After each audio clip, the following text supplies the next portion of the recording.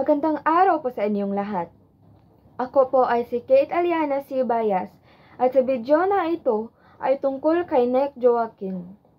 Si Nek Joaquin ay nabuhay noong 1917 at siya ay namatay noong 2004.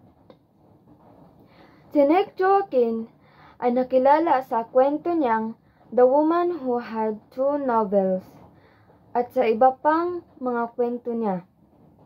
Si Nek Joaquin ay nakilala din dahil siya ay isang writer, journalist at historian noon. Yung mga genres ng mga kwento ni Nek Joaquin ay may mga fiction, essay at plays.